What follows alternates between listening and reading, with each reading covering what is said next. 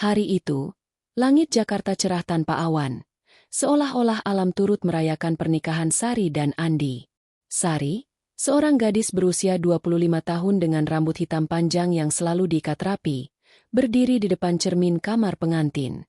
Gaun putih sederhana yang ia pilih sendiri membalut tubuhnya yang ramping, membuatnya terlihat seperti bunga melati yang baru mekar. Matanya berbinar penuh harapan, memandang bayangannya sendiri sambil tersenyum tipis. Ini adalah awal baru, gumamnya dalam hati. Setelah bertahun-tahun hidup sebagai yatim piatu, bekerja sebagai karyawan kantor dengan gaji pas-pasan, akhirnya ia menemukan seseorang yang mencintainya. Andi, pria berusia 28 tahun dengan senyum hangat dan pekerjaan stabil sebagai akuntan di perusahaan besar, adalah mimpi yang menjadi nyata. Pernikahan mereka digelar di sebuah gedung sederhana di pinggiran Jakarta, dihadiri keluarga Andi yang tampak mewah dan kerabat Sari yang hanya segelintir. Ibu Siti, mertua Sari yang berusia sekitar 55 tahun, duduk di barisan depan dengan gaun kebaya merah menyala. Wajahnya yang bulat dan ekspresi yang selalu tampak angkuh membuat Sari sedikit gugup, tapi ia mengabaikannya. Ibu pasti baik hati, pikir Sari. Di samping Ibu Siti, ada Rina, kakak ipar Sari yang berusia 30 tahun. Rina, dengan makeup tebal dan tas branded di pangkuannya, tersenyum manis saat upacara berlangsung. "Selamat ya, Sari. Andi beruntung dapat kamu," katanya saat pelukan salam, tapi nada suaranya terdengar agak dingin, seperti angin malam yang menyusup. Setelah ijab kabul selesai, pesta kecil digelar di halaman gedung. Sari sibuk menyapa tamu. Tangannya tak lepas dari genggaman Andi. "Aku janji akan buat kamu bahagia, sayang," bisik Andi di telinga Sari. Hati Sari meleleh. Ia membayangkan kehidupan rumah tangga yang penuh kasih sayang, di mana ia bisa memasak untuk suaminya, membersihkan rumah bersama, dan mungkin suatu hari memiliki anak. Andi berasal dari keluarga kaya. Ayahnya sudah meninggal, meninggalkan rumah besar di kawasan elit Jakarta Selatan. Sari tahu mereka akan tinggal di sana bersama Ibu Siti dan Rina, yang masih lajang dan bekerja sebagai manajer di perusahaan kosmetik. "Tidak apa-apa, kita bisa hidup harmonis," batin Sari. Ia sudah terbiasa mandiri, sejak kecil belajar memasak dan mengurus rumah dari panti asuhan. Malam pertama mereka dihabiskan di hotel sederhana, tapi penuh romansa. Andi memeluk Sari erat, berjanji akan melindunginya dari segala kesulitan. "Kamu nggak perlu kerja lagi kalau nggak mau.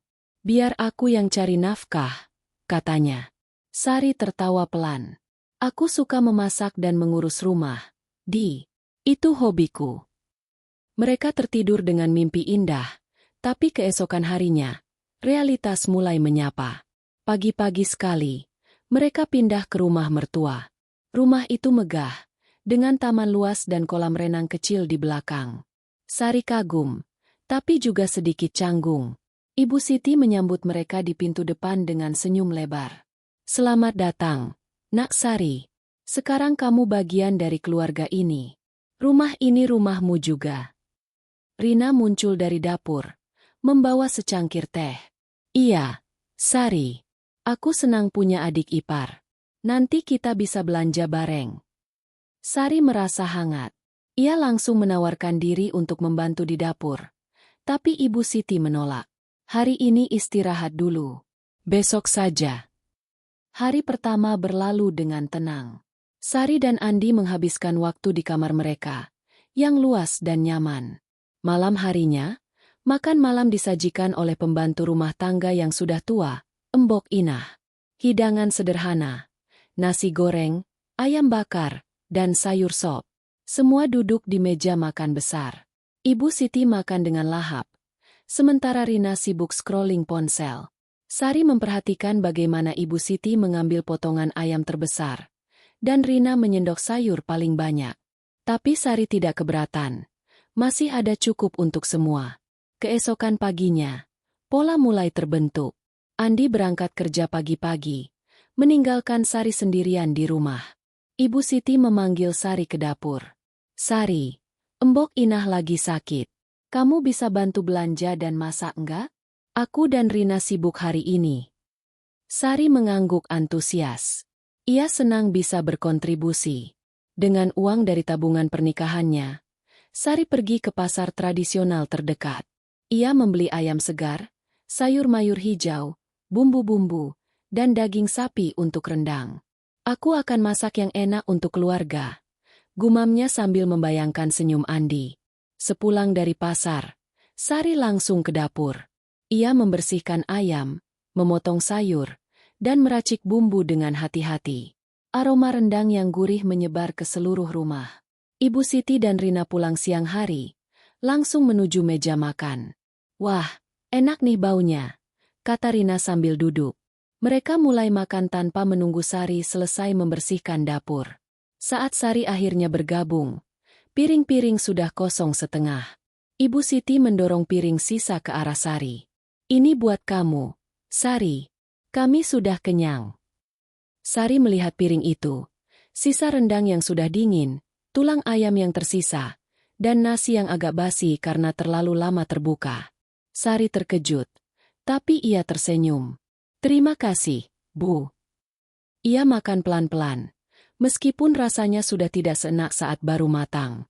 Mungkin mereka lupa, pikirnya. Malam itu, saat Andi pulang, Sari menceritakan hari itu dengan riang.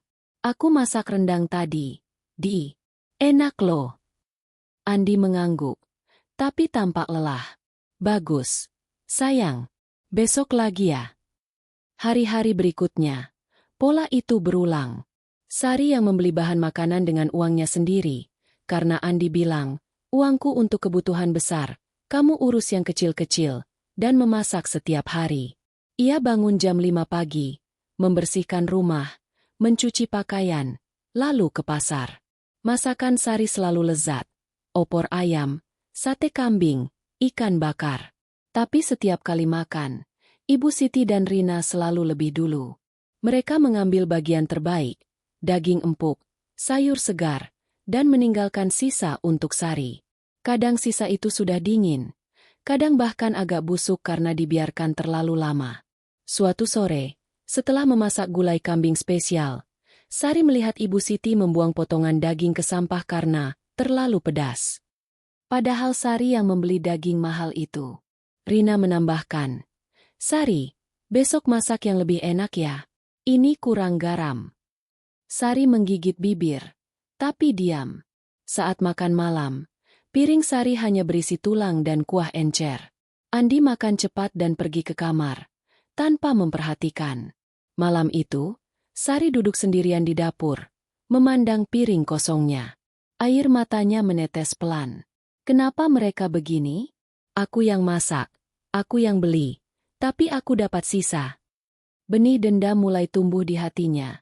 Kecil tapi kuat. Ia ingat kata-kata almarhum ayahnya. Jangan biarkan orang injak-injakmu, Sari. Tapi untuk sekarang, ia menahan diri demi Andi. Mungkin besok lebih baik, bisiknya. Namun, di dalam hati, ia tahu ini baru permulaan. Hari berganti minggu. Sari semakin lelah. Tubuhnya kurus karena makan sisa yang tak bergizi. Ibu Siti mulai memerintah lebih kasar. Sari, cuci bajuku sekarang. Rina sering menyindir. Kamu kan mantan pembantu, pasti biasa. Sari tersenyum palsu, tapi di malam hari, ia menulis di buku harian. Mereka pikir aku lemah. Suatu hari, sisa makanan mereka akan menjadi santapan lezat untukku, dalam arti yang berbeda. Harapan pernikahannya mulai pudar, digantikan oleh rasa sakit yang mendalam. Pagi berikutnya, Sari bangun dengan tekad baru. Ia tetap memasak, tapi mulai memperhatikan detail kecil. Bagaimana Ibu Siti alergi pada makanan pedas, bagaimana Rina suka makanan manis. Aku harus sabar, gumamnya. Tapi benih itu sudah bertunas, menunggu waktu untuk mekar menjadi pohon dendam yang besar. Cahaya matahari pagi menyelinap melalui celah-celah jendela dapur rumah besar itu, menerangi wajah Sari yang mulai menunjukkan tanda-tanda kelelahan. Sudah 2 bulan sejak ia menjadi bagian dari keluarga Andi, namun harapan akan kehidupan pernikahan yang penuh kasih sayang kini terasa seperti mimpi yang memudar. Setiap hari, rutinitas yang sama menggerogoti semangatnya. Bangun sebelum fajar, membersihkan rumah, berbelanja ke pasar, memasak hidangan lezat, dan pada akhirnya hanya mendapat sisa makanan yang tak layak. Pagi ini, seperti biasa, Sari berdiri di dapur. Tangannya sibuk mengupas bawang merah sambil pikirannya berkelana, mencoba mencari alasan mengapa keluarga ini memperlakukannya seperti budak di rumah sendiri. Sari bangun jam 4.30 pagi, saat rumah masih sepi. Ia menyapu lantai marmer yang dingin, mencuci pakaian kotor Ibu Siti dan Rina yang menumpuk di keranjang, dan menyiapkan sarapan sederhana, nasi goreng dengan telur mata sapi dan irisan tomat. Andi, suami yang selalu terburu-buru, hanya mencium keningnya sekilas sebelum berangkat kerja. "Jaga ibu dan Rina ya, sayang," katanya tanpa menatap mata Sari. Ia mengangguk, meskipun hatinya terasa perih. Andi tidak pernah tahu, atau mungkin tidak peduli, bahwa Sari hanya makan sisa nasi yang sudah mengeras di rice cooker, dicampur dengan kuah sisa semalam yang sudah kehilangan rasa. Setelah Andi pergi, Ibu Siti muncul dari kamarnya dengan wajah masam. "Sari, pasar pagi ini ramai. Cepat belanja. Aku mau makan ikan gurame bakar untuk makan siang. Jangan lupa beli santan buat opor," perintahnya sambil duduk di sofa, memainkan ponselnya. Rina, yang baru bangun dengan rambut acak-acakan dan piyama mahal, menambahkan, "Buah-buahan juga, Sari. Aku mau mangga harum manis. Bukan yang murahan itu." Sari mengangguk, mengambil dompet kecilnya yang berisi sisa gaji bulan lalu. Andi memang memberikan uang untuk kebutuhan rumah, tapi Ibu Siti selalu mengambil sebagian besar untuk keperluan keluarga, meninggalkan Sari dengan anggaran pas-pasan. Di pasar tradisional, Sari berjalan di antara kerumunan pedagang, mencium aroma ikan segar dan sayuran hijau. Ia memilih gurame terbaik, membeli santan segar dari penjual langganan, dan memilah mangga harum manis yang manis dan matang sempurna. Dengan tas belanja penuh, ia berjalan pulang di bawah terik matahari, keringat menetes di dahinya. Semua ini demi keluarga, gumamnya, mencoba meyakinkan diri sendiri. Tapi di dalam hati, ia merasa seperti kuda beban yang hanya dihargai saat bekerja. Di dapur, Sari bekerja seperti mesin. Ia membersihkan ikan, meracik bumbu untuk gurame bakar dengan campuran kunyit, bawang putih, dan kemiri yang ditumbuk halus. Untuk opor, ia memasak ayam kampung dengan santan kental, menambahkan daun salam dan serai untuk aroma yang menggoda. Mangga dipotong rapi, diletakkan dalam mangkuk kaca untuk Rina. Bau masakan memenuhi rumah, membuat Embok Inah, pembantu tua yang kini hanya membantu sesekali karena sakit, memuji. "Kamu masak kayak koki restoran, Nak Sari," katanya sambil tersenyum. Sari membalas dengan senyum tipis, tapi hatinya tidak ikut tersenyum. Saat makan siang tiba, Ibu Siti dan Rina duduk di meja makan yang megah, tanpa menunggu Sari selesai menata piring. Ibu Siti mengambil potongan gurame terbesar.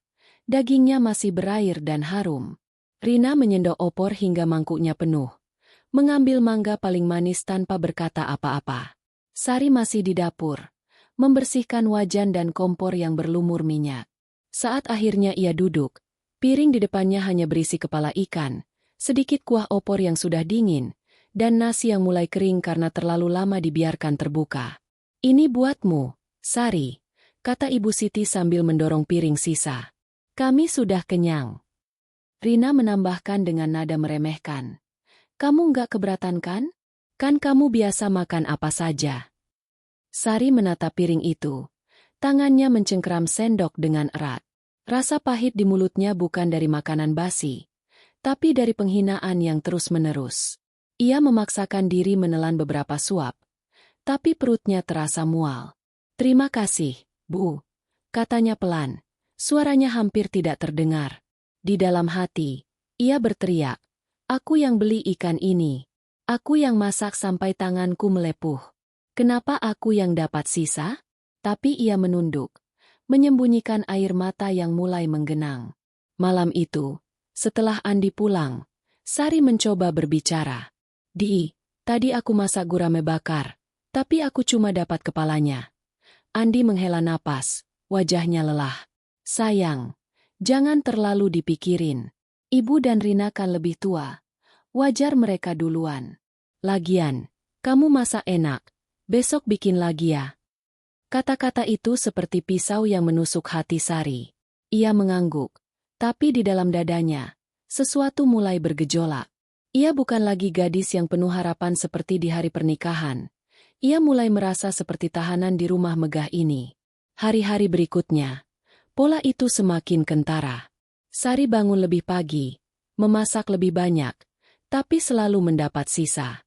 Satu malam, ia memasak sate kambing, hidangan favorit Andi. Ia menghabiskan berjam-jam memanggang daging di atas arang, memastikan setiap tusuk sempurna. Tapi saat makan malam, Ibu Siti mengambil porsi terbesar, Rina mengambil sisanya, dan Sari hanya mendapat 2 tusuk sate yang sudah dingin, dengan daging yang keras dan saus yang mengering. Rina bahkan tertawa.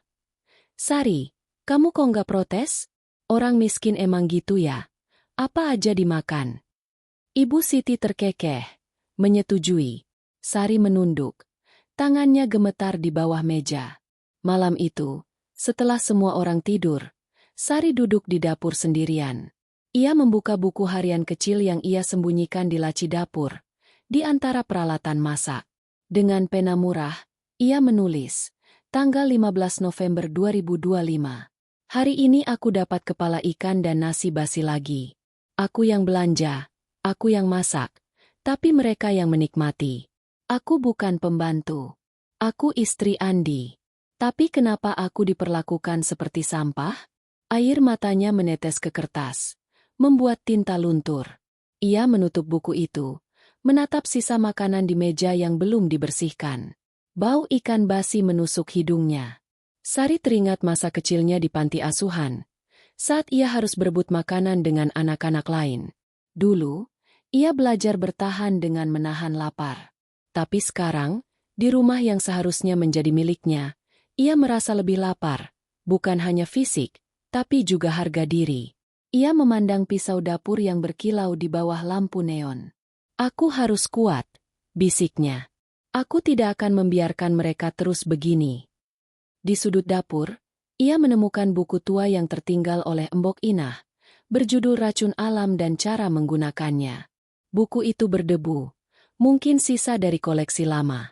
Sari membukanya, membaca sekilas tentang tanaman beracun seperti daun jarak dan jamur liar. Ia menutup buku itu cepat-cepat.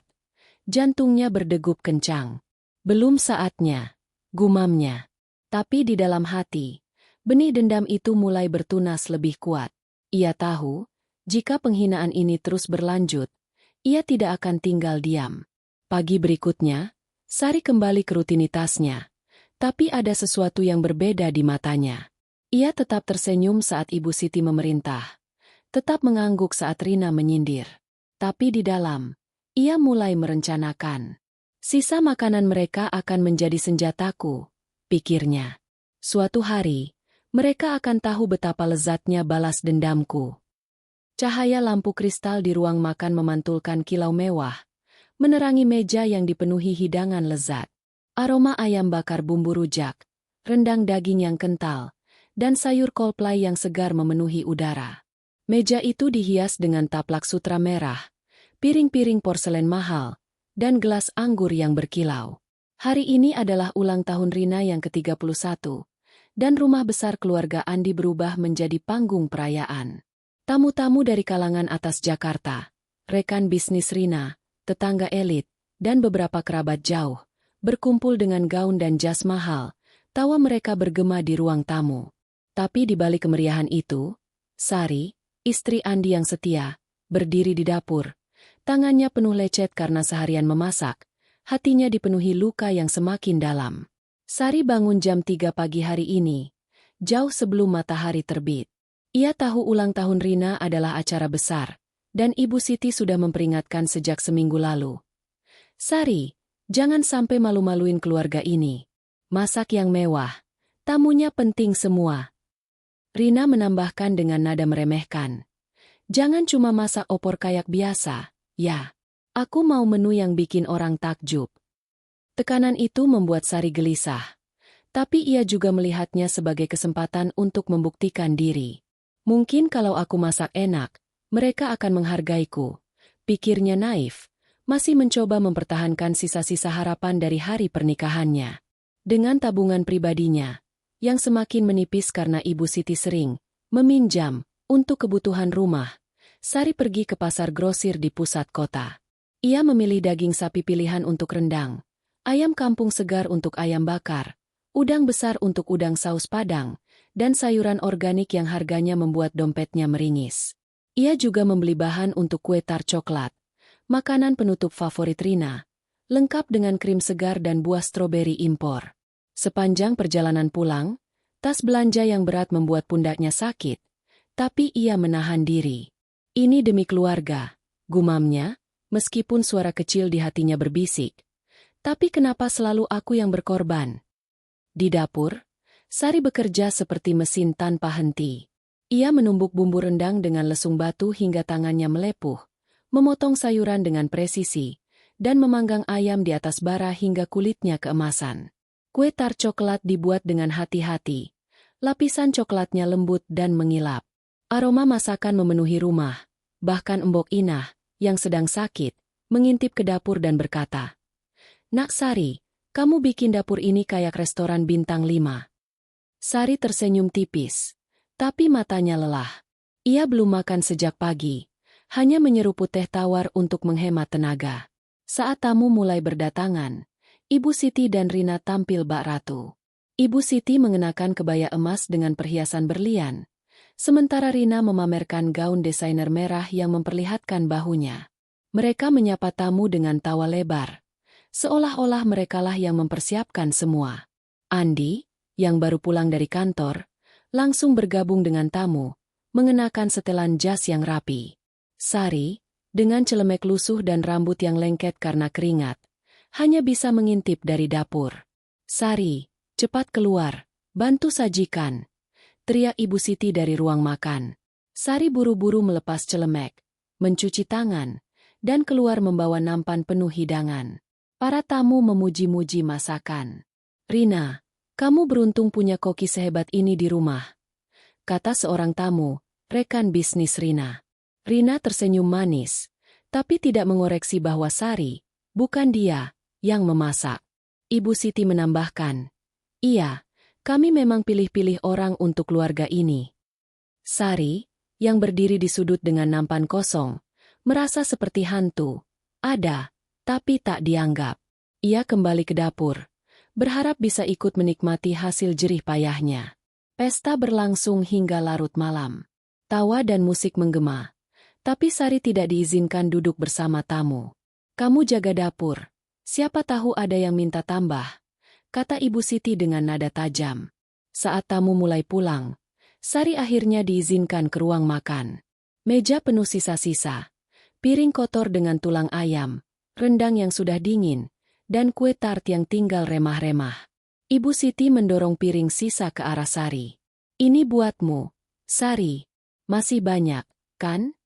katanya dengan senyum yang tidak tulus. Rina menambahkan sambil terkekeh, "Kamu kan pembantu terbaik kami, pasti nggak keberatan makan sisa." Sari menatap piring itu, nasi yang sudah bercampur kuah basi, tulang ayam yang sudah dikunyah, dan sepotong kue tart yang hancur. Bau makanan yang sudah tak segar menusuk hidungnya. Ia ingin menangis, tapi matanya kering, kemarahan mulai menggantikan kesedihan. "Terima kasih, Bu, Mbak," katanya dengan suara datar. Tangannya mencengkeram pinggir meja. Di dalam hati, ia berteriak, "Aku yang beli semua ini. Aku yang masak sampai tanganku berdarah. Kenapa aku diperlakukan seperti anjing?" Malam itu, setelah tamu pergi dan rumah kembali sepi, Sari duduk sendirian di dapur. Andi sudah tidur, lelah setelah pesta. Ibu Siti dan Rina berada di ruang tamu, menghitung hadiah dan tertawa membicarakan tamu. Sari membuka buku hariannya, pena di tangannya gemetar saat ia menulis, tanggal 20 November 2025. Ulang tahun Rina. "Aku masak seharian, habis puluhan ribu dari tabunganku. Tapi aku cuma dapat sisa basi dan ejekan. Mereka bilang aku pembantu. Aku bukan pembantu. Aku istri Andi. Tapi kenapa aku merasa seperti sampah?" Air matanya akhirnya tumpah, membasahi kertas. Ia menutup buku itu, menatap piring sisa yang masih ada di depannya. Sari teringat masa kecilnya di panti asuhan, saat ia pernah memungut sisa makanan dari piring anak lain hanya untuk bertahan hidup. Dulu, ia bersumpah tidak akan pernah kembali ke kehidupan seperti itu. Tapi kini, di rumah yang seharusnya menjadi tempatnya berlindung, ia merasa lebih rendah dari masa kecilnya. Ia bangkit, berjalan ke sudut dapur, dan menemukan buku tua racun alam dan cara menggunakannya yang ia lihat beberapa hari lalu. Dengan tangan gemetar, ia membuka halaman tentang daun jarak, yang bisa menyebabkan mual dan diare jika dicampur dalam dosis kecil. Ia menutup buku itu cepat-cepat. Jantungnya berdegup kencang. Belum saatnya, bisiknya pada diri sendiri. Tapi di dalam hati, ia tahu sesuatu telah berubah. Sari kembali ke kamarnya, berbaring di samping Andi yang sudah mendengkur. Ia menatap langit-langit. Pikirannya penuh bayang-bayang. Mereka pikir aku lemah, gumamnya. Mereka pikir aku akan terus menunduk. Tapi aku akan buktikan, sisa makanan mereka akan menjadi santapan lezat untukku, dalam cara yang mereka tak pernah duga. Benih dendam yang sudah bertunas kini mulai berakar kuat. Malam itu, untuk pertama kalinya, Sari tidak menangis. Matanya penuh tekad, dan bibirnya melengkung membentuk senyum tipis yang dingin. Pagi berikutnya, ia bangun seperti biasa, tersenyum pada Ibu Siti dan Rina saat mereka memerintahnya ke pasar. Tapi di dalam, ia mulai mencatat setiap detail. Kebiasaan makan Ibu Siti yang rakus, kesukaan Rina pada makanan manis, dan sikap acuh Andi yang semakin jelas. Aku akan sabar, pikirnya. Tapi tidak lama lagi. Hari ulang tahun Rina menjadi titik balik. Penghinaan itu bukan hanya luka, tapi juga bahan bakar untuk rencana yang mulai terbentuk di kepalanya. Malam setelah ulang tahun Rina, Sari tidak bisa tidur. Cahaya bulan pucat menyelinap melalui jendela kamarnya, menerangi wajahnya yang penuh tekad. Di sampingnya, Andi mendengkur pelan, tidak menyadari badai yang mulai menggelora di hati istrinya. Pesta malam itu, dengan semua penghinaan yang menyertainya, telah menjadi titik balik. Sari tidak lagi melihat dirinya sebagai menantu yang patuh atau istri yang penuh harapan. Di dalam dadanya, benih dendam yang ditanam oleh Ibu Siti dan Rina kini mulai bertunas, dan malam ini ia memutuskan untuk menyiraminya. Mereka pikir aku lemah, gumamnya pelan, menatap langit-langit. Tapi aku akan membuat mereka menyesal. Pagi itu, 21 November 2025, Sari bangun dengan energi baru.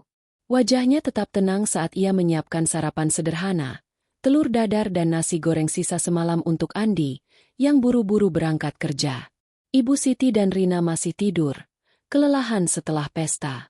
Sari memanfaatkan waktu sepi itu untuk duduk di dapur, membuka buku hariannya yang sudah penuh dengan catatan kemarahan. Ia menulis dengan tangan gemetar. Mereka mengambil semuanya dariku. Makanan, harga diri, bahkan suamiku. Tapi aku bukan boneka. Aku akan balas, pelan-pelan, sampai mereka tahu siapa aku sebenarnya. Ia menutup buku itu, menyembunyikannya di laci dapur di bawah tumpukan serbet tua. Sari tahu ia harus cerdas. Ia tidak punya kekuatan finansial seperti Ibu Siti, yang mengendalikan dompet keluarga, atau koneksi seperti Rina, yang selalu membanggakan jabatannya sebagai manajer. Tapi Sari punya sesuatu yang mereka tidak miliki, kesabaran dan kecerdasan yang terasah dari tahun-tahun hidup di panti asuhan. Di sana, ia belajar bertahan hidup dengan sedikit, memanfaatkan apa yang ada, dan membaca orang lain dari gerak-gerik kecil mereka. Sekarang, ia akan menggunakan itu semua untuk membalikan keadaan. Langkah pertamanya adalah belajar. Selama berminggu-minggu, Sari diam-diam meminjam buku-buku dari perpustakaan komunitas di dekat rumah.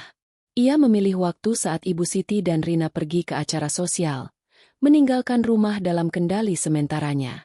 Di antara buku-buku yang ia baca, ada satu yang menarik perhatiannya, Racun Alam dan Cara Menggunakannya, buku tua yang ia temukan di dapur. Ia mulai membaca tentang tanaman seperti daun jarak, yang bisa menyebabkan mual dan diare dalam dosis kecil, dan jamur liar yang efeknya lebih berbahaya. Ini bukan untuk membunuh, pikirnya, tapi untuk membuat mereka menderita, seperti aku menderita. Sari juga mulai mencuri waktu untuk mencari informasi di internet, menggunakan ponsel jadulnya yang disembunyikan dari Rina, yang sering menyindirnya karena tidak punya gadget mahal. Ia membaca tentang kimia makanan, tentang bagaimana bahan-bahan tertentu bisa bereaksi dengan tubuh tanpa meninggalkan jejak. Ia menemukan bahwa beberapa bahan rumah tangga, seperti soda kue yang dicampur dengan dosis berlebih, bisa menyebabkan ketidaknyamanan tanpa terdeteksi sebagai racun. Aku harus hati-hati, gumamnya. Mereka tidak boleh curiga. Untuk mendanai rencananya, Sari mulai berhemat dari uang belanja yang diberikan Andi, yang selalu dipotong Ibu Siti untuk keperluan lain. Ia menyisihkan beberapa ribu rupiah setiap hari, menyimpannya dalam kaleng bekas kopi di sudut gudang yang jarang disentuh. Dengan uang itu, ia berencana membeli bahan-bahan kecil yang tidak mencurigakan, seperti rempah-rempah khusus atau obat-obatan herbal yang bisa disamarkan sebagai bumbu. Suatu hari, saat ke pasar, ia berhenti di toko kecil yang menjual ramuan tradisional. Penjualnya, seorang wanita tua dengan wajah keriput, memandang Sari dengan mata tajam. "Kamu cari apa, Nak? Obat atau sesuatu yang lain?" tanyanya dengan senyum misterius. Sari tersenyum tipis. "Cuma rempah untuk masakan, Bu." Tapi ia membeli ekstrak daun jarak dalam botol kecil, yang katanya bisa bikin perut mules kalau kebanyakan. Di rumah, Sari mulai mengamati kebiasaan Ibu Siti dan Rina dengan lebih cermat.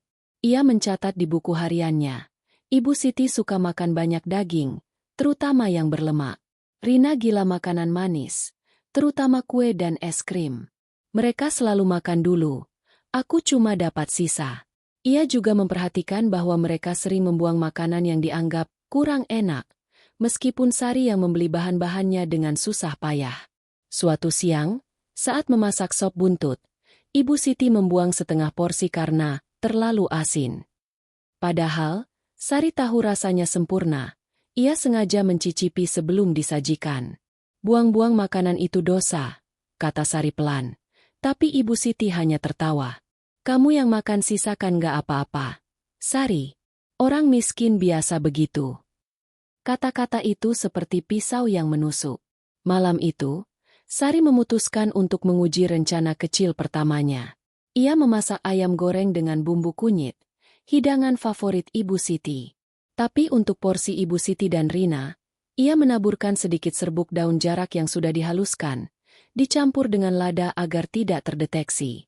Cuma sedikit, pikirnya. Cukup untuk bikin mereka tidak nyaman. Saat makan malam, Ibu Siti dan Rina lahap seperti biasa, mengambil potongan ayam terbaik. Sari, seperti selalu, menunggu di dapur sampai mereka selesai. Piringnya kali ini berisi tulang dan nasi dingin, tapi ia tidak peduli. Ia menunggu hasil eksperimennya.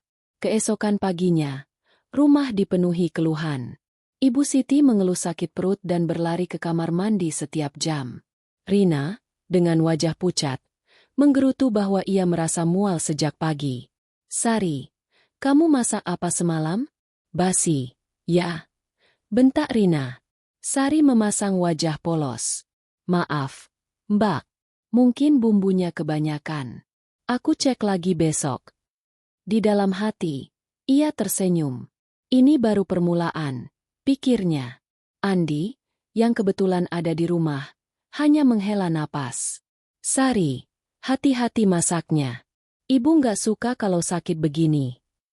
Sari mengangguk, tapi matanya berkilat dengan kepuasan kecil. Hari itu, Sari merasa sedikit lebih kuat. Ia mulai melihat sisa makanan di piringnya bukan lagi sebagai penghinaan, tapi sebagai alat. "Mereka suka memberiku sisa," gumamnya saat membersihkan dapur. "Aku akan membuat sisa mereka menjadi senjataku." Ia kembali ke buku racun itu, membaca lebih dalam tentang dosis dan efek samping. Ia juga mulai mencari cara untuk melindungi diri sendiri. Ia selalu memisahkan porsinya sebelum menambahkan bumbu spesial untuk Ibu Siti dan Rina. Namun, Sari tahu ia harus berhati-hati. Rina, meskipun sombong, punya insting tajam. Suatu sore, saat Sari sedang mencuci piring, Rina masuk ke dapur dan menatapnya dengan curiga. Kamu ngapain tiap malam di dapur sendirian? Sari? Jangan-jangan nyanyi sama hantu? Candanya. Tapi matanya penuh kecurigaan. Sari tertawa kecil, menyembunyikan debaran jantungnya. Cuma bersihin, Mbak. Biar besok nggak repot. Rina mengangguk. Tapi tatapannya tidak lepas dari Sari. Malam itu, Sari menulis lagi di buku hariannya. Tanggal 25 November 2025. Percobaan pertama berhasil. Mereka sakit perut, tapi tidak curiga. Aku harus lebih pintar, lebih hati-hati. Rina mulai memperhatikanku. Tapi aku tidak akan berhenti. Sisa makanan mereka akan menjadi santapan lezat untukku. Balas dendamku. Ia menutup buku, menyimpannya dengan hati-hati. Di sudut dapur, botol kecil ekstrak daun jarak itu tersembunyi di balik kaleng bumbu. Sari tersenyum tipis, merasakan kekuatan baru yang tumbuh di dalam dirinya. Ia tahu ini baru langkah kecil, tapi setiap langkah membawanya lebih dekat ke tujuannya, membuat Ibu Siti dan Rina membayar atas setiap penghinaan yang telah mereka timpakan padanya. Cahaya pagi menyelinap melalui jendela dapur, menerangi tumpukan piring kotor dari makan malam semalam. Sari berdiri di depan kompor. Wajahnya tenang namun matanya menyimpan kilatan tekad yang baru. Setelah berminggu-minggu menahan penghinaan dari Ibu Siti dan Rina, ia telah melangkah ke tahap baru, tindakan. Percobaan kecilnya dengan serbuk daun jarak beberapa hari lalu, yang membuat Ibu Siti dan Rina mual ringan, telah memberinya keberanian. Mereka pikir aku hanya pembantu yang patuh, gumamnya sambil mengaduk sup ayam yang sedang mendidih. Tapi mereka salah. Hari ini, 28 November 2025, Sari akan melancarkan serangan pertamanya yang lebih terencana, sebuah langkah kecil menuju pembalasan yang lebih besar. Rutinitas pagi dimulai seperti biasa. Sari bangun jam 4.30 pagi, menyapu lantai, mencuci pakaian, dan menyiapkan sarapan sederhana untuk Andi, roti bakar dan kopi hitam, karena ia harus berangkat lebih awal untuk rapat. Andi mencium kening Sari sekilas, seperti robot yang menjalankan tugas rutin. Jangan lupa masak enak buat ibu ya, sayang, katanya tanpa menatap mata Sari. Ia mengangguk, tapi hatinya mencelos. Andi tidak pernah bertanya apakah Sari makan dengan layak, atau mengapa wajahnya semakin tirus. Ia hanya peduli pada ibunya dan kakaknya, seolah Sari hanyalah pelengkap di rumah ini. Setelah Andi pergi, Ibu Siti muncul di dapur dengan wajah masam. Sari, aku mau sup ayam yang kental untuk makan siang. Pakai ayam kampung, bukan ayam potong biasa. Perintahnya sambil duduk di sofa, sibuk dengan ponselnya. Rina, yang baru bangun dengan piyama sutra dan rambut diikat asal, menambahkan, bikin dessert juga, Sari. Aku lagi pengen es krim coklat. Sari tersenyum kecil, mengangguk seperti biasa. Baik, Bu. Baik, Mbak. Tapi di dalam hati, ia merencanakan sesuatu yang jauh dari ketaatan. Sari pergi ke pasar dengan sepeda tua yang ia pinjam dari Embok Inah. Di antara kerumunan pedagang, ia memilih ayam kampung segar, wortel, kentang, dan daun bawang untuk sup. Untuk es krim, ia membeli coklat batangan dan krim segar. Namun, di sudut pasar yang lebih sepi, ia berhenti di toko ramuan yang sama seperti beberapa hari lalu. Wanita tua di toko itu, yang sepertinya sudah mengenal Sari, menyapa dengan senyum licik. Kembali lagi, Nak? Mau yang lebih kuat? Tanyanya. Sari menggeleng pelan. Cuma lada hitam ekstra, Bu. Buat bumbu. Tapi diam-diam, ia membeli serbuk daun jarak dalam jumlah lebih banyak, serta beberapa daun herbal lain yang katanya bisa memperkuat efek mual tanpa meninggalkan jejak. Kembali di dapur, Sari bekerja dengan penuh perhitungan. Ia memasak sup ayam dengan hati-hati, memastikan aroma jahe dan bawang putih menyebar ke seluruh rumah. Ia menambahkan sedikit serbuk daun jarak ke dalam panci utama, hanya untuk porsi Ibu Siti dan Rina, dengan dosis yang lebih tinggi dari sebelumnya, tapi tetap aman agar tidak mematikan. Untuk es krim coklat, ia mencampurkan sedikit ekstrak herbal yang ia beli, yang menurut buku tua itu bisa menyebabkan sakit perut ringan. Mereka suka makanan manis dan daging, pikirnya. Aku akan beri mereka apa yang mereka suka, dengan sedikit kejutan.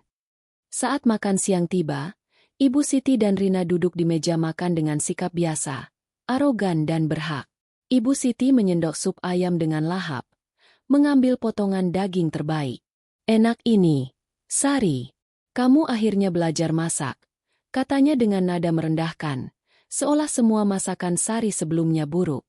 Rina, yang fokus pada es krim coklat, menjilat sendoknya dengan puas. "Lumayanlah, untuk ukuran kamu," komentarnya sambil menyeringai. Sari berdiri di sudut, memegang nampan kosong. Wajahnya polos tapi matanya memperhatikan setiap suapan yang mereka ambil. Seperti biasa, Sari menunggu hingga mereka selesai makan. Piringnya kali ini berisi sisa sup yang sudah dingin dan beberapa tulang ayam. Ia tidak menyentuhnya, memilih memakan roti sisa sarapan yang ia simpan di dapur. "Aku tidak akan makan sisa mereka lagi," gumamnya dalam hati. Ia membersihkan meja, mencuci piring, dan menunggu. Tidak butuh waktu lama untuk melihat hasilnya. Menjelang sore, rumah dipenuhi keluhan. Ibu Siti berlari ke kamar mandi, memegang perutnya dengan wajah pucat. "Sari, apa yang kamu masak? Perutku mulas banget," teriaknya dari balik pintu. Rina, yang sedang duduk di sofa dengan wajah hijau, menggerutu. "Aku juga mual dari tadi. Kamu pakai apa sih buat es krim itu?" "Basi, ya." Sari memasang wajah penuh kepanikan, tapi di dalam hati ia tersenyum lebar. "Maaf, Bu, Mbak, mungkin ayamnya kurang segar. Atau coklatnya? Aku cek lagi besok," katanya dengan nada penuh penyesalan palsu. Ia bahkan menawarkan untuk membuat teh jahe untuk menyembuhkan mereka, yang tentu saja ditolak dengan kasar. Malam itu, Andi pulang dan mendengar keluhan ibunya. Ia menatap Sari dengan tatapan lelah. "Sari, kamu harus hati-hati masak. Ibu bilang dia sakit gara-gara sup tadi." Sari menunduk, memalsukan rasa bersalah. "Maaf, Di. Aku nggak sengaja. Besok aku lebih hati-hati." Andi mengangguk, tapi ada sedikit keraguan di matanya. Untuk pertama kalinya, Sari merasa sedikit khawatir. Andi mungkin tidak sepenuhnya buta seperti yang ia kira.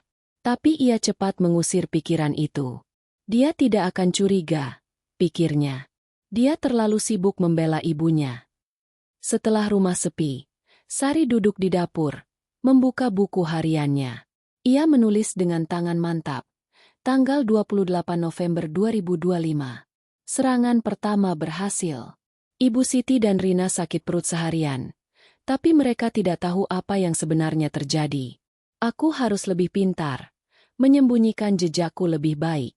Mereka pikir aku cuma istri bodoh yang bisa mereka injak. Tapi aku akan tunjukkan. Sisa makanan mereka adalah senjataku." Ia menutup buku itu, menyimpannya di laci rahasianya. Botol kecil serbuk daun jarak masih tersembunyi di balik kaleng bumbu, dan ia tahu ia akan membutuhkannya lagi. Sari mulai merasa kekuatan baru dalam dirinya. Setiap keluhan Ibu Siti dan Rina adalah kemenangan kecil, bahan bakar untuk dendamnya yang semakin membara. Tapi ia juga tahu ia harus berhati-hati. Rina, meskipun sombong, mulai memerhatikannya lebih tajam. Suatu malam, saat Sari sedang menyapu dapur, Rina masuk dan menatapnya dengan curiga. "Kamu ngapain tiap malam di sini, Sari? Jangan-jangan nyanyi sama tikus?" Candanya, tapi nada suaranya penuh kecurigaan. Sari tersenyum, menyembunyikan debaran jantungnya. "Cuma bersihin, Mbak. Biar besok nggak kerepotan." Rina mengangguk, tapi matanya tidak lepas dari Sari. Keesokan paginya, Sari kembali ke rutinitasnya, tapi dengan hati yang lebih ringan. Ia tahu ia telah memulai sesuatu yang tidak bisa dihentikan. "Mereka suka memberiku sisa," pikirnya sambil memotong sayuran untuk makan siang. "Sekarang giliranku memberi mereka sisa penderitaan yang akan mereka rasakan." Ia mulai merencanakan langkah berikutnya. Dosis yang lebih kuat, efek yang lebih terasa, tapi tetap tak terdeteksi. Di dalam hati, ia berjanji, "Sisa makanan mereka akan menjadi santapan lezat untukku, balas dendamku yang sempurna." Malam itu, Tanggal 2 Desember 2025, rumah besar keluarga Andi terasa lebih dingin dari biasanya. Hujan gerimis mengguyur Jakarta, menciptakan suara gemericik yang seharusnya menenangkan. Tapi bagi Sari, suara itu hanya menambah beban di hatinya. Ia duduk di sudut dapur, tangannya memegang cangkir teh yang sudah dingin, matanya menatap kosong ke arah meja penuh sisa piring kotor. Percobaan kecilnya dengan serbuk daun jarak telah berhasil membuat Ibu Siti dan Rina menderita sakit perut selama beberapa hari.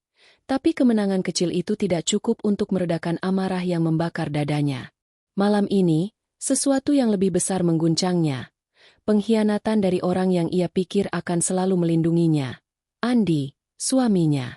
Hari itu dimulai seperti biasa. Sari bangun sebelum fajar, menyapu lantai marmer yang mengilap, mencuci pakaian, dan menyiapkan sarapan untuk Andi, telur orak-arik dengan roti panggang. Andi, yang baru pulang dari perjalanan dinas semalam, tampak lelah dan cenderung menghindar. Aku ada rapat pagi ini, sayang. Jangan lupa masak enak buat ibu dan Rina, katanya sambil buru-buru pergi, bahkan tidak menatap Sari. Ia mengangguk, tapi ada perasaan tidak nyaman yang menggelitik hatinya.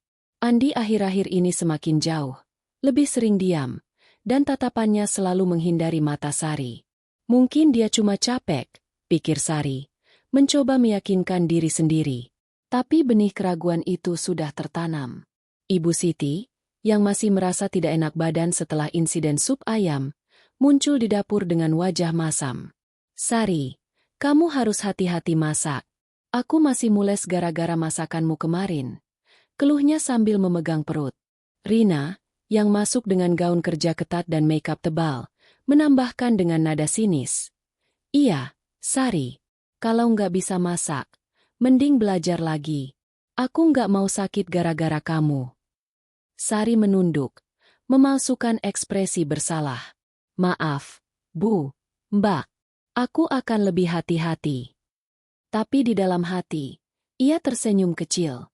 Kalau kalian tahu apa yang sebenarnya terjadi, kalian tidak akan berani bicara begitu, pikirnya.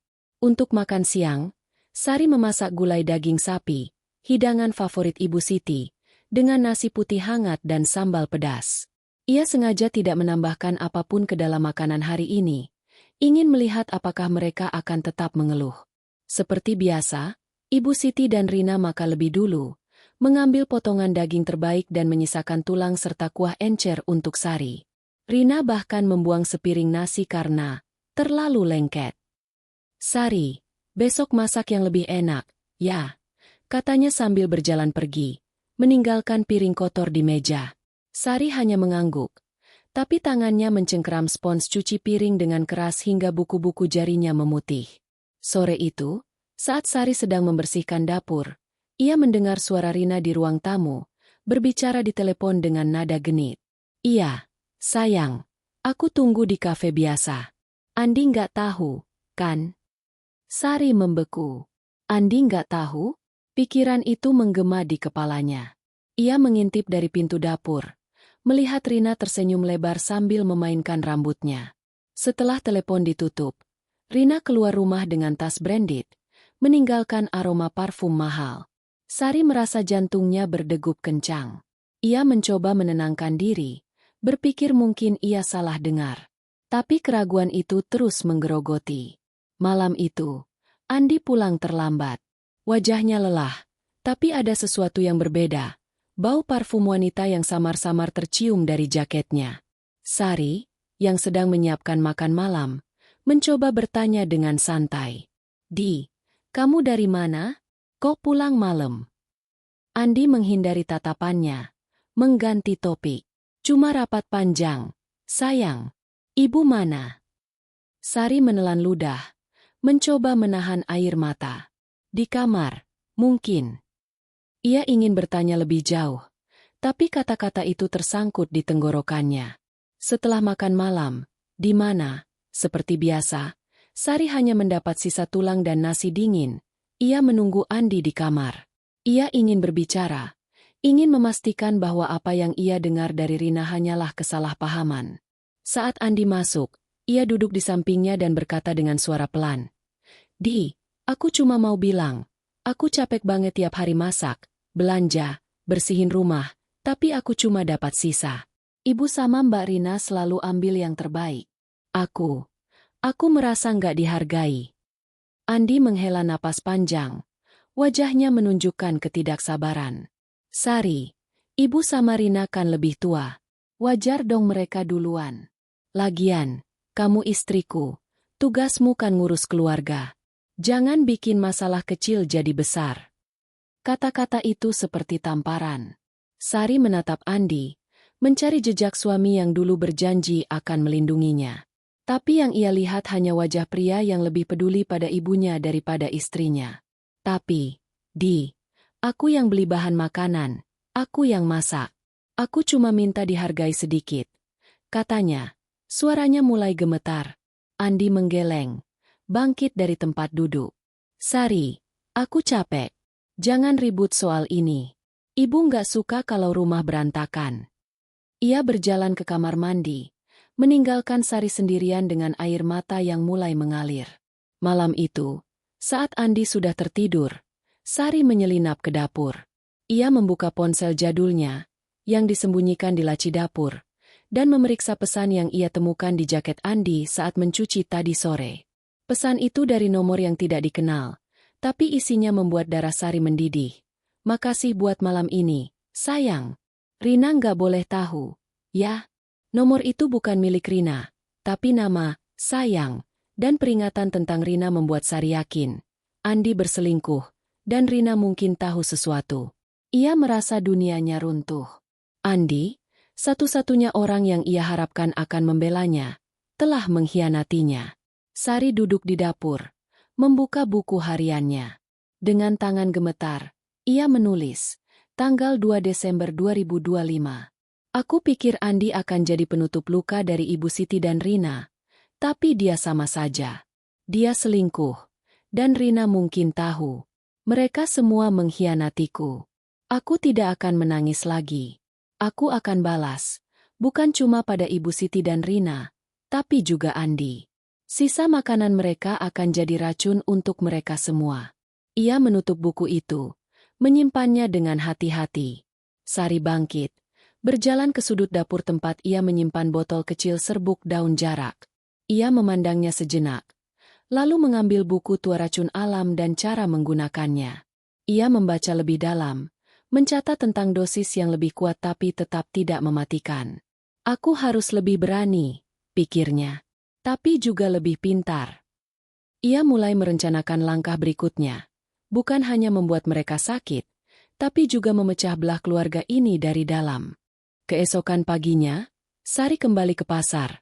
Tapi kali ini ia membawa tekad baru. Ia membeli bahan untuk es krim coklat, makanan favorit Rina, dan daging sapi untuk Ibu Siti. Di toko ramuan, ia membeli ekstrak herbal yang lebih kuat, yang menurut penjual bisa menyebabkan mual berkepanjangan.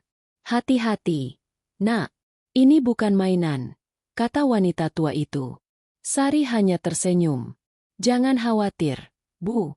Aku tahu apa yang aku lakukan. Di rumah, saat memasak, Sari mulai memikirkan cara untuk menabur benih keraguan.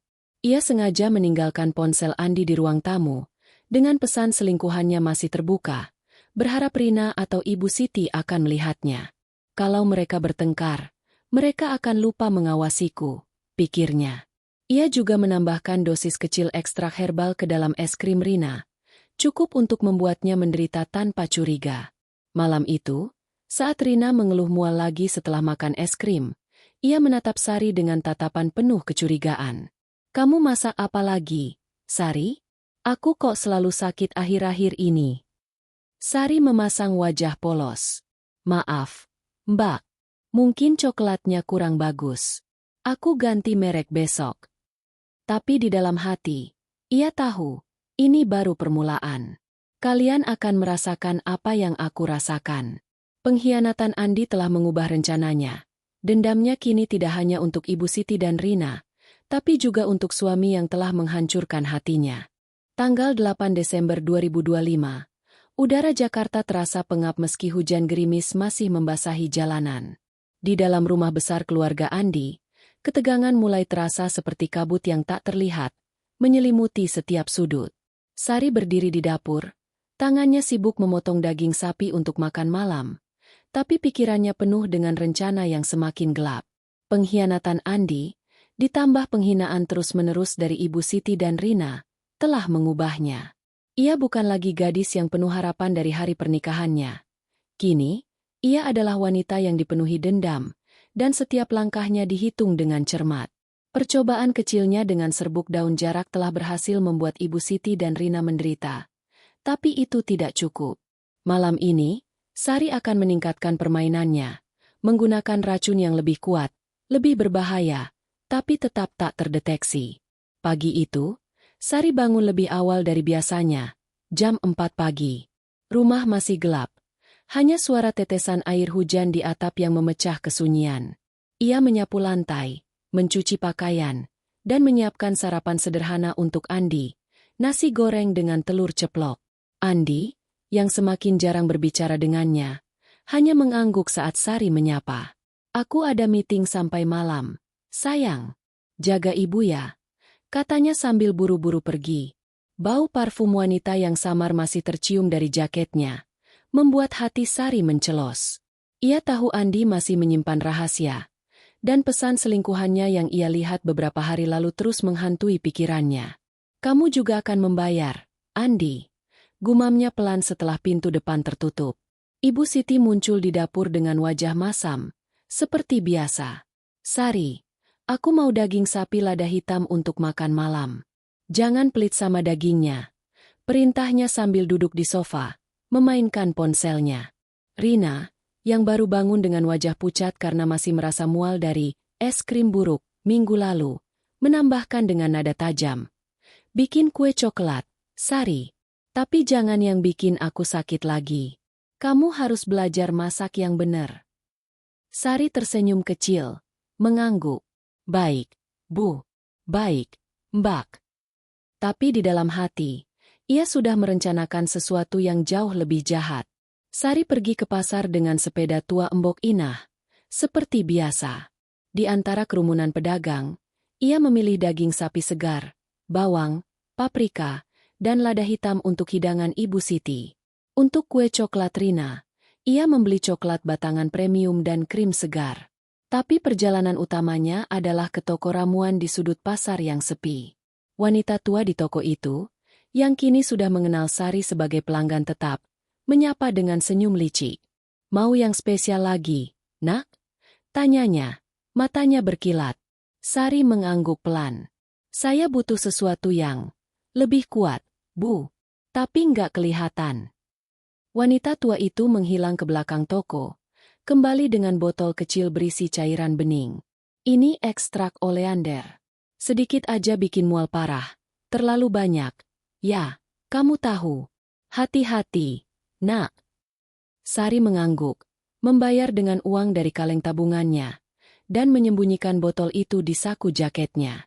Di dapur, Sari bekerja dengan presisi seorang ilmuwan. Ia memasak daging sapi lada hitam dengan hati-hati, memastikan aroma lada dan bawang putih menutupi bau apapun yang mencurigakan. Ia meneteskan beberapa tetes ekstrak oleander ke dalam panci utama, hanya untuk porsi Ibu Siti, dengan dosis yang cukup untuk menyebabkan mual hebat dan lemas, tapi tidak mematikan. Untuk kue coklat Rina, ia mencampurkan sedikit ekstrak herbal dari pembelian sebelumnya, yang akan memperpanjang efek mualnya.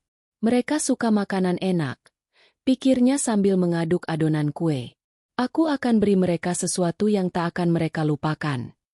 Saat makan malam tiba, Ibu Siti dan Rina duduk di meja makan dengan sikap arogan seperti biasa.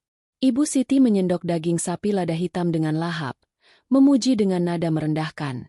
"Lumayan, Sari, tapi lain kali tambah lada lagi." Rina, yang langsung menyerang kue coklat, mengunyah dengan puas. "Ini baru kue yang benar," katanya sambil menjilat krim dari jarinya. Sari berdiri di sudut, memegang nampan kosong. Wajahnya polos tapi matanya memperhatikan setiap suapan. Ia sengaja memisahkan porsinya sendiri, nasi putih dan sayur kolplai tanpa tambahan apapun, dan menyimpannya di dapur untuk dimakan nanti. Malam itu, Efeknya mulai terasa lebih cepat dari yang Sari duga. Ibu Siti tiba-tiba memegang perutnya di tengah makan. Wajahnya memucat. "Sari, apa ini? Aku pusing banget," teriaknya sebelum berlari ke kamar mandi. Rina, yang sedang menikmati kue keduanya, mulai mengeluh mual dan lemas. "Kamu masak apa lagi, Sari? Ini pasti kamu sengaja," tuduhnya dengan suara parau. Sari memasang wajah panik, berlari ke arah mereka dengan air putih. "Maaf, Bu, Mbak, mungkin dagingnya nggak segar. Atau coklatnya? Aku cek tadi, tapi mungkin salah." Ia berpura-pura sibuk membersihkan meja, tapi di dalam hati, ia merasakan kepuasan yang dingin. Andi pulang larut malam, mendapati ibunya dan kakaknya dalam kondisi buruk. Ibu Siti terbaring di sofa, memegang perut dengan wajah pucat, sementara Rina duduk di dekatnya, mengeluh tentang mual yang tak kunjung reda. "Sari, apa yang kamu lakukan?" Ibu sama Rina bilang mereka keracunan, bentak Andi, matanya penuh kemarahan. Sari menunduk, memalsukan air mata. "Aku nggak tahu, Di. Aku cuma masak seperti biasa. Mungkin pasarnya lagi nggak bagus." Andi menghela napas, menggosok wajahnya dengan frustrasi. "Besok bawa ibu ke dokter. Kamu harus lebih hati-hati, Sari." Ia berjalan pergi, meninggalkan Sari sendirian di ruang makan. Malam itu, setelah Ibu Siti dan Rina tertidur dengan keluhan, Sari menyelinap ke dapur. Ia membuka buku hariannya, menulis dengan tangan mantap, tanggal 8 Desember 2025. Eskalasi berhasil. Ibu Siti dan Rina menderita lebih parah malam ini. Oleander bekerja lebih cepat dari daun jarak. Andi mulai curiga, tapi dia tidak akan tahu. Mereka semua akan membayar atas penghinaan dan pengkhianatan mereka. Sisa makanan mereka adalah racunku, dan aku akan terus menyajikannya. Ia menutup buku itu, menyimpannya di laci rahasia, lalu memeriksa botol kecil ekstrak oleander yang masih setengah penuh. "Masih ada banyak," pikirnya, tersenyum tipis. Sari tahu ia harus lebih berhati-hati sekarang. Rina, meskipun lemas, mulai menatapnya dengan kecurigaan yang semakin tajam. Pagi itu, saat Sari menyiapkan sarapan, Rina masuk ke dapur dan berkata dengan nada dingin, "Aku perhatiin, Sari, tiap kamu masak, aku sama ibu selalu sakit. Kamu sengaja, ya?" Sari memasang wajah polos. Jantungnya berdegup kencang. "Mbak, aku nggak mungkin sengaja. Aku kan cuma mau bikin kalian senang." Rina mendengus, tapi tidak melanjutkan. Sari tahu, ia harus lebih cerdas. Mungkin dengan menabur keraguan di antara mereka, seperti membiarkan Rina menemukan pesan selingkuhan Andi. Di pasar keesokan harinya, Sari membeli bahan untuk makan malam berikutnya. Tapi ia juga mulai mencari informasi tentang racun yang lebih sulit dilacak. Ia tahu ia sedang berjalan di tepi jurang. Tapi pengkhianatan Andi dan penghinaan Ibu Siti serta Rina telah mendorongnya terlalu jauh. "Mereka pikir aku lemah," gumamnya sambil memegang botol kecil di sakunya. "Tapi aku akan buktikan. Sisa makanan mereka akan menjadi santapan lezat untukku. Penderitaan mereka adalah kemenanganku." Tanggal 15 Desember 2025. Suasana di rumah besar keluarga Andi terasa seperti badai yang menunggu untuk meletus. Hujan deras mengguyur Jakarta sepanjang hari, membuat udara lembab dan dingin, seolah mencerminkan ketegangan yang semakin pekat di antara penghuni rumah. Sari berdiri di dapur, mengaduk panci berisi sop buntut yang harum, tapi pikirannya jauh dari masakan. Setelah keberhasilan terakhirnya dengan ekstrak oleander, yang membuat Ibu Siti dan Rina menderita mual dan lemas, Sari merasa semakin percaya diri. Namun, kecurigaan Rina yang semakin tajam dan sikap Andi yang semakin dingin membuatnya harus lebih cerdas. Hari ini, ia tidak hanya ingin menyakiti mereka secara fisik, tapi juga memecah belah keluarga ini dari dalam, menggunakan rahasia Andi sebagai senjata. Pagi itu, Sari bangun jam 4 pagi, seperti biasa. Rumah masih gelap, hanya suara hujan yang menggema.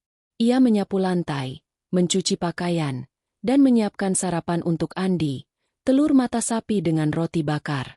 Andi, yang akhir-akhir ini semakin pendiam, hanya mengangguk saat Sari menyapa.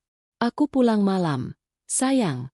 Rapat lagi, katanya sambil mengambil tas kerjanya. Bau parfum wanita yang samar masih tercium dari jaketnya, dan Sari harus menahan diri untuk tidak bertanya. Ia tahu pesan selingkuhan Andi yang ia lihat di ponselnya adalah kunci untuk mengacaukannya. Hati-hati, Di, katanya dengan senyum tipis, tapi di dalam hati, ia merencanakan langkah berikutnya. Ibu Siti muncul di dapur dengan wajah pucat, masih lemas dari insiden minggu lalu. Sari, aku mau sop buntut yang ringan, nggak terlalu berat. Perutku masih nggak enak, keluhnya sambil duduk di sofa. Rina, yang masuk dengan wajah cemberut dan gaun kerja yang mahal, menambahkan dengan nada ketus. Bikin puding coklat, Sari, tapi jangan yang bikin aku mual lagi. Aku udah curiga sama masakanmu. Sari mengangguk, memasang wajah polos. Baik, Bu. Baik, Mbak. Aku pastikan semuanya segar. Tapi matanya berkilat dengan rencana yang lebih licik dari sebelumnya. Sebelum ke pasar, Sari melakukan sesuatu yang berani. Ia sengaja meninggalkan ponsel Andi di ruang tamu, dengan layar terkunci tapi pesan selingkuhannya masih terbuka di pratinjau notifikasi.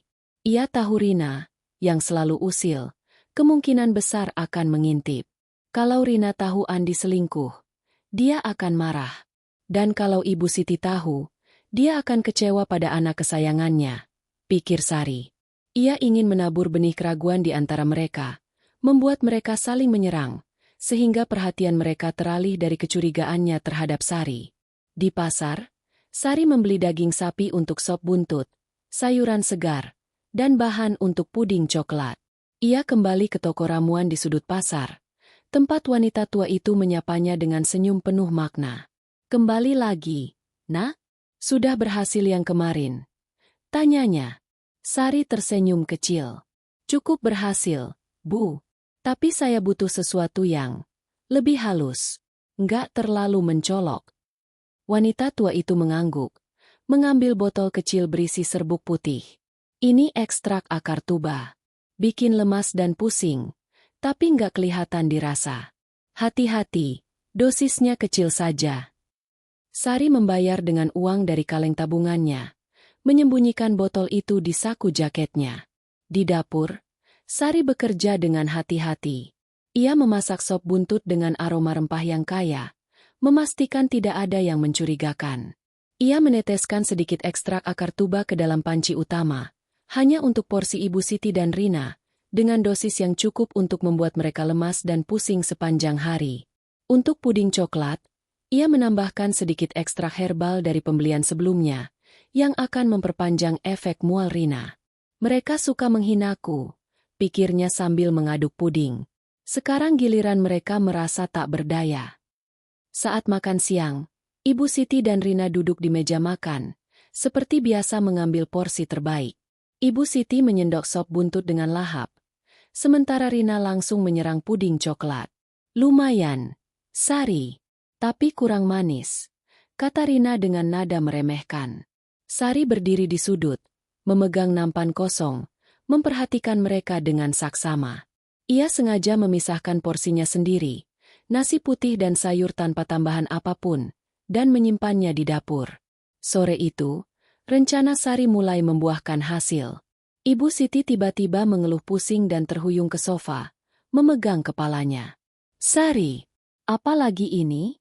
Aku lemes banget, teriaknya. Rina, yang sedang makan puding keduanya, mulai memucat dan mengeluh mual. Kamu pasti sengaja, Sari. Aku nggak bodoh, bentaknya. Tapi suaranya lemah. Sari berlari membawa air putih, memasang wajah panik. Maaf, Bu, Mbak, mungkin bahannya kurang bagus. Aku cek lagi besok. Tapi di dalam hati, ia merasakan kepuasan yang semakin dalam. Malam itu, ketegangan meletus. Rina, yang tadi siang menemukan ponsel Andi di ruang tamu, masuk ruang makan dengan wajah merah padam. Ia melempar ponsel itu ke meja di depan Ibu Siti. Ibu, lihat ini. Andi selingkuh. Ada pesan dari perempuan lain, teriaknya. Ibu Siti, meski lemas, mengambil ponsel itu dan membaca pesan yang Sari sengaja biarkan terlihat. "Makasih buat malam ini, sayang. Rina nggak boleh tahu, ya?" Wajah Ibu Siti memucat. Bukan hanya karena racun, tapi juga karena kekecewaan. "Andi, apa ini?" teriaknya saat Andi pulang. Andi, yang baru masuk dengan wajah lelah, terkejut melihat kemarahan ibunya. "Ibu, apa maksudnya?" "Itu cuma teman kantor," katanya, tapi suaranya gugup. Rina mendengus. "Teman kantor yang panggil kamu, sayang? Kamu kira aku bodoh?" Pertengkaran sengit meletus, dengan Ibu Siti menuduh Andi mencoreng nama keluarga dan Rina menyerangnya karena mempermalukan keluarga di depan teman-temanku. Sari berdiri di sudut, membersihkan meja. Wajahnya polos tapi hatinya bersorak. Biarkan mereka saling menghancurkan, pikirnya. Setelah pertengkaran reda, Andi mendekati Sari di dapur. Matanya penuh kemarahan. "Sari, kamu yang ninggalin ponselku di ruang tamu, ya? Kenapa kamu nggak bilang langsung ke aku?" bentaknya. Sari menunduk, memalsukan air mata. "Aku cuma lupa, Di. Aku nggak sengaja. Aku cuma mau jujur." Andi menghela napas, menggosok wajahnya. "Jangan bikin masalah lagi, Sari. Aku sudah pusing." Ia berjalan pergi, meninggalkan Sari dengan senyum kecil di bibirnya. Malam itu, setelah semua orang tertidur, Sari duduk di dapur, membuka buku hariannya. Ia menulis dengan tangan mantap. Tanggal 15 Desember 2025. Akar tuba bekerja dengan baik. Ibu Siti dan Rina lemas seharian, dan pertengkaran soal Andi membuat mereka saling menyerang. "Rencanaku berhasil." Mereka mulai retak. Andi curiga, tapi dia terlalu sibuk membela diri. "Sisa makanan mereka adalah racunku, dan sekarang rahasia mereka adalah senjataku." Ia menutup buku itu, menyimpannya di laci rahasia. Botol kecil ekstrak akar tuba masih tersembunyi di balik kaleng bumbu, dan ia tahu ia akan membutuhkannya lagi. Sari mulai merasa seperti pemain catur yang mengatur bidak-bidaknya dengan sempurna. Rina semakin curiga, tapi kini perhatiannya terpecah oleh kemarahan pada Andi. Ibu Siti, yang biasanya arogan, mulai terlihat lemah, baik karena racun maupun kekecewaan pada anaknya. Dan Andi, yang dulu adalah harapan Sari, kini menjadi target dendamnya. "Mereka pikir aku boneka yang bisa mereka mainkan," gumamnya sambil memandang pisau dapur yang berkilau di bawah lampu. "Tapi aku akan membuat mereka menyesal, satu persatu." Tanggal 22 Desember 2025. Udara Jakarta terasa berat dengan kelembapan musim hujan. Di dalam rumah besar keluarga Andi, suasana semakin tegang, seperti tali yang ditarik hingga nyaris putus. Sari berdiri di dapur, tangannya sibuk mengiris sayuran untuk makan malam, tapi pikirannya berputar cepat, merancang langkah berikutnya dalam permainan berbahaya yang telah ia mulai. Pertengkaran sengit antara Ibu Siti, Rina, dan Andi minggu lalu telah menciptakan retakan dalam keluarga, persis seperti yang Sari inginkan. Kecurigaan Rina terhadap masakannya semakin tajam, tapi kemarahan Rina terhadap Andi karena perselingkuhannya telah mengalihkan perhatiannya. Kini, Sari siap memperdalam jebakan, menggunakan racun dan rahasia untuk mempercepat kehancuran mereka. Pagi itu, Sari bangun jam 3.30 pagi, lebih awal dari biasanya. Rumah masih gelap, hanya suara hujan ringan yang mengguyur atap. Ia menyapu lantai marmer, mencuci pakaian, dan menyiapkan sarapan sederhana untuk Andi, roti bakar dengan selai kacang. Andi, yang kini semakin pendiam dan menghindari kontak mata, hanya menggumam. "Aku ada meeting sampai malam. Jangan bikin masalah di rumah, Sari." Bau parfum wanita masih tercium dari jaketnya, dan Sari hanya tersenyum tipis. "Hati-hati, Di," katanya, tapi di dalam hati, ia berpikir, "Kamu akan tahu apa itu masalah sebenarnya." Ibu Siti muncul di dapur dengan wajah lelah dan pucat. Efek dari ekstrak akar tuba minggu lalu masih membuatnya lemas, dan kekecewaannya pada Andi membuat suasana hatinya semakin buruk.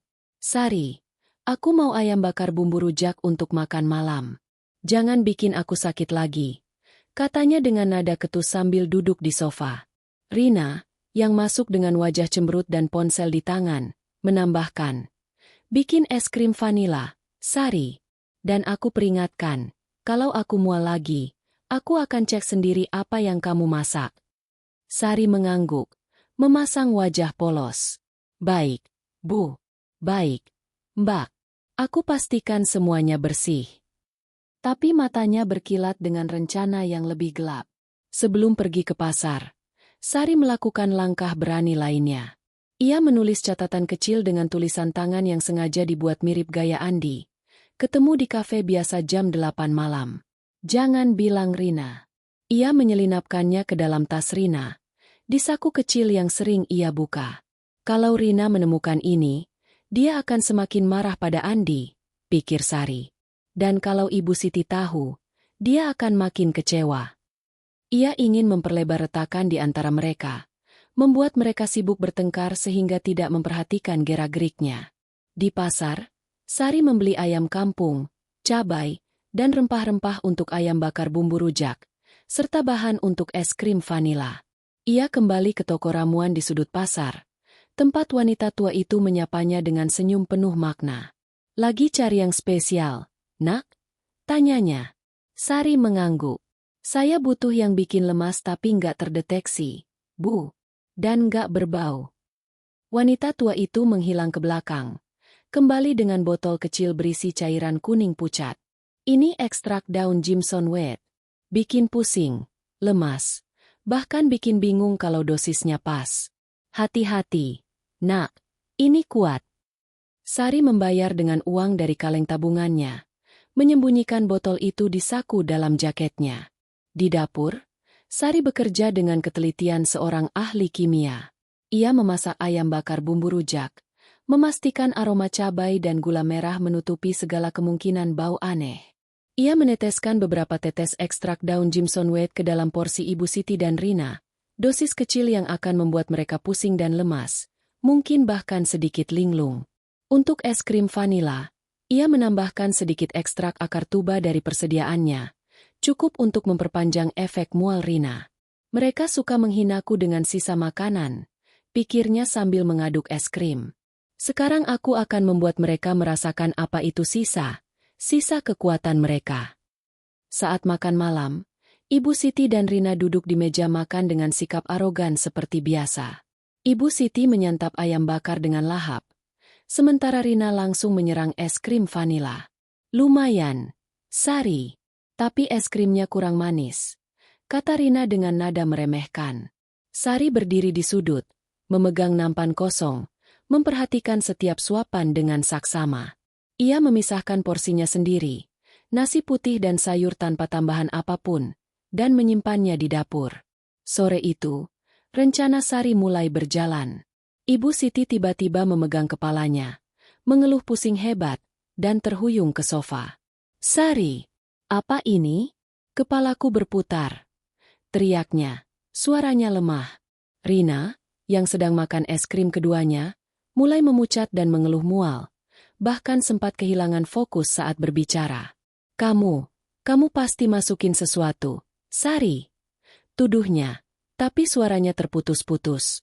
Sari berlari membawa air putih, memasang wajah panik. "Maaf, Bu, Mbak, mungkin bahannya kurang bagus. Aku cek lagi besok." Tapi di dalam hati, ia merasakan kepuasan yang semakin membara. Malam itu, ketegangan keluarga mencapai puncak. Rina, yang tadi sore menemukan catatan di tasnya, masuk ruang tamu dengan wajah merah padam. Ia melemparkan catatan itu ke meja di depan Ibu Siti. "Ibu, lihat ini. Andi masih ketemu perempuan itu. Dia nggak kapok," teriaknya, meski suaranya lemah karena efek racun. Ibu Siti, yang juga linglung karena Jimson Wet, mengambil catatan itu dengan tangan gemetar. "Andi, kamu bikin malu keluarga," katanya, hampir jatuh dari sofa. Saat Andi pulang, ia disambut dengan amukan Rina dan tangisan Ibu Siti. "Ibu, Rina, ini cuma salah paham. Aku nggak ketemu siapa-siapa," bela Andi, tapi wajahnya penuh kepanikan.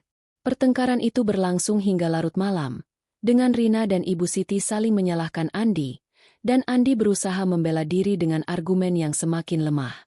Sari berdiri di sudut, membersihkan meja. Wajahnya polos tapi hatinya bersorak. Biarkan mereka hancur sendiri, pikirnya. Namun, saat Andi meliriknya dengan tatapan penuh curiga, Sari merasa jantungnya berdegup kencang. "Sari, kamu tahu apa-apa soal catatan ini?" tanya Andi dengan nada tajam. Sari menunduk, memalsukan air mata. "Aku nggak tahu, Di. Aku cuma nemu kertas itu di lantai. Aku pikir punya Mbak Rina." Andi menghela napas, menggosok wajahnya dengan frustrasi. "Jangan bikin masalah lagi, Sari. Aku sudah muak." Ia berjalan pergi, meninggalkan Sari dengan senyum kecil di bibirnya. Malam itu, setelah semua orang tertidur, Sari duduk di dapur, membuka buku hariannya. Ia menulis dengan tangan mantap. Tanggal 22 Desember 2025. Jimson Wade bekerja lebih baik dari yang kubayangkan. Ibu Siti dan Rina pusing dan lemas. Hampir tak bisa berpikir jernih. Catatan palsu itu membuat mereka bertengkar hebat. Retakan mereka semakin lebar. Dan Andi mulai curiga padaku. Aku harus lebih hati-hati. Tapi aku tidak akan berhenti. Sisa makanan mereka adalah racunku. Dan rahasia mereka adalah jebakanku. Ia menutup buku itu. Menyimpannya di laci rahasia. Botol kecil ekstrak Jimson Wade masih tersembunyi di balik kaleng bumbu. Dan ia tahu ia akan membutuhkannya lagi. Sari mulai merasa seperti dalang yang mengendalikan panggung. Rina, meski curiga, terlalu sibuk dengan kemarahannya pada Andi. Ibu Siti, yang semakin lemah, mulai kehilangan kendali atas keluarga. Dan Andi, yang dulu adalah harapan Sari, kini terjebak dalam kebohongannya sendiri. "Mereka pikir aku lemah," gumamnya sambil memandang api kompor yang berkedip. "Tapi aku akan membuat mereka berlutut, satu persatu." Tanggal 29 Desember 2025, Jakarta masih diselimuti hujan ringan yang tak kunjung reda, menciptakan suasana muram yang seolah mencerminkan kekacauan di rumah keluarga Andi. Di dalam dapur, Sari berdiri dengan tangan gemetar, mengaduk panci berisi rendang daging yang harum, tapi pikirannya penuh dengan ketegangan. Rencananya telah berjalan mulus sejauh ini. Ekstrak Jimson Wade membuat Ibu Siti dan Rina semakin lemah, dan catatan palsu yang ia selipkan telah memperlebar retakan di antara mereka. Namun, kecurigaan Rina semakin tajam, dan Andi mulai mempertanyakan gerak-geriknya. Sari tahu, ia berada di ujung tanduk. Satu kesalahan kecil bisa menghancurkan semua yang telah ia bangun.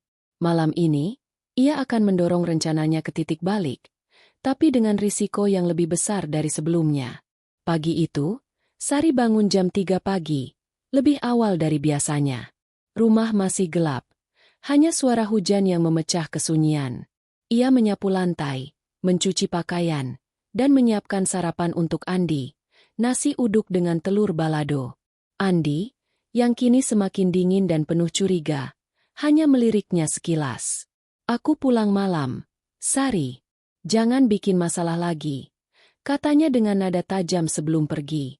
Bau parfum wanita di jaketnya masih ada, tapi Sari tidak lagi peduli. Pengkhianatan Andi telah membuatnya kehilangan harapan pada suaminya. "Kamu akan menyesal, Di," gumamnya pelan setelah pintu depan tertutup. Ibu Siti muncul di dapur dengan wajah pucat dan langkah tertatih. Efek Jimson Wade minggu lalu masih membuatnya lemas, dan pertengkaran soal perselingkuhan Andi telah menguras energinya. "Sari, aku mau rendang daging untuk makan malam. Pakai daging sapi yang bagus," perintahnya dengan suara lemah sambil duduk di sofa. Rina, yang masuk dengan mata sembab dan gaun kerja yang tidak lagi rapi, menambahkan dengan nada penuh ancaman. "Bikin brownies coklat, Sari. Dan aku bilang, kalau aku sakit lagi, aku akan bawa masakanmu ke dokter untuk diperiksa." Sari mengangguk, memasang wajah polos. "Baik, Bu. Baik, Mbak. Aku pastikan semuanya aman." Tapi di dalam hati, ia tahu ia harus lebih cerdas dari sebelumnya. Sebelum pergi ke pasar, Sari melakukan langkah yang lebih berani. Ia menulis catatan lain, Kali ini dengan tulisan tangan yang menyerupai gaya Rina. Andi, ketemu di hotel biasa jam 9 malam. Jangan bilang ibu. Ia menyelinapkannya ke dalam saku jaket Andi, yang sering ia tinggalkan di ruang tamu. Kalau Ibu Siti menemukan ini, dia akan berpikir Rina terlibat dalam perselingkuhan Andi, pikir Sari. Mereka akan saling menghancurkan, dan aku akan bebas bergerak. Ia tahu langkah ini berisiko. Andi mungkin akan tahu catatan itu palsu, tapi ia sudah terlalu jauh untuk mundur. Di pasar, Sari membeli daging sapi segar, rempah-rempah untuk rendang, dan bahan untuk brownies coklat. Ia kembali ke toko ramuan di sudut pasar, tempat wanita tua itu menyapanya dengan tatapan penuh rasa ingin tahu. Masih main-main dengan ramuan, nak? Tanyanya dengan senyum licik. Sari mengangguk. Saya butuh yang lebih kuat, Bu. Tapi tetap nggak kelihatan. Wanita tua itu menghilang ke belakang, kembali dengan botol kecil berisi serbuk hitam. Ini serbuk biji ricin. Sangat kuat, bikin mual, pusing, bahkan bisa lebih parah kalau kebanyakan.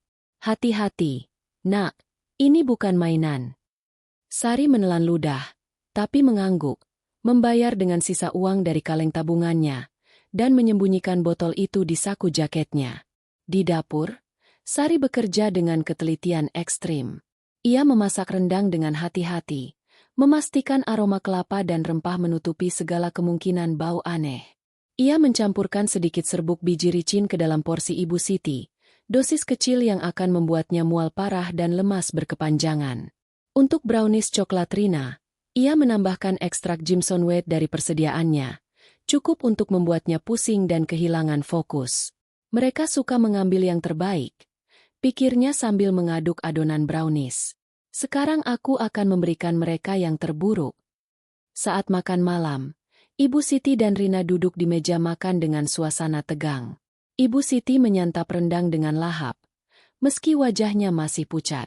Lumayan, Sari, tapi agak terlalu pedas, katanya dengan nada merendahkan. Rina, yang langsung menyerang brownies, mengunyah dengan cepat. Ini baru brownies yang benar, katanya, tapi matanya tidak lepas dari Sari, penuh kecurigaan. Sari berdiri di sudut, memegang nampan kosong, memperhatikan setiap suapan dengan jantung berdegup kencang. Ia memisahkan porsinya sendiri, nasi putih dan sayur kolplai tanpa tambahan apapun, dan menyimpannya di dapur. Malam itu, efek racun mulai terasa lebih cepat dari yang Sari perkirakan.